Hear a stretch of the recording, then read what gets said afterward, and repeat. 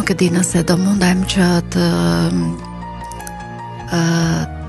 të mundem ta interpretoj deri në fund. Bëhet fjalë pikërisht për humbjen e nënës së Fanit, edhe për mallin dhe mungesën, edhe boshësinë që lejnë nënat kur hikin, ato boshësi që s'ka asgjë që mund ta mbush, përveç se kujtimeve, përveç se poetëve që shkruajnë në një farë mënyre sikur edhe e shkarkojnë pikërisht këtë mallin, këtë dhimbjen, ashtu sikur se ka bërë dhe poeti ynë Fani Duro.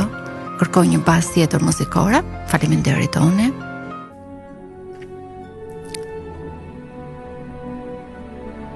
Edhe një herë Fani Duro me nënën.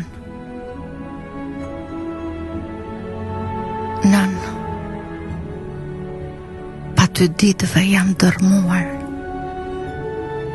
sa më mungon, se do të një hap, mbi krevat shoshtizat me syçkat ngarkuar, presin duart e tua, heshtur mbi çorap.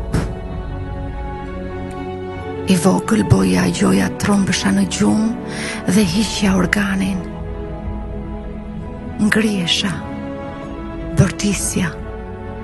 Nën, eja po të thoras. Habitesha si nëna gjundej aq shpejt aty e ndal të hapin. Kokën ma vendoste në gji dhe flija si shjerë si në parajs. Në netët e tjera ndodhte e njëjta gjë.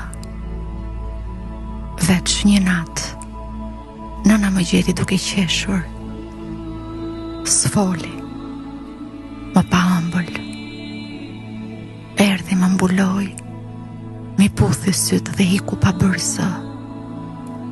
Por unë, përsëri me nënën fjeta përqafuar, me nënën. Fani Duro. Faleminderit Fani. Faleminderit, ti tashmë e di që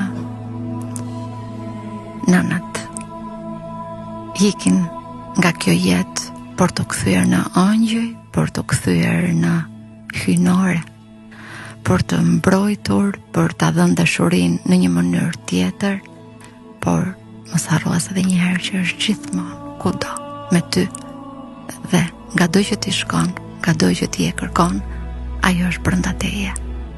Faleminderit.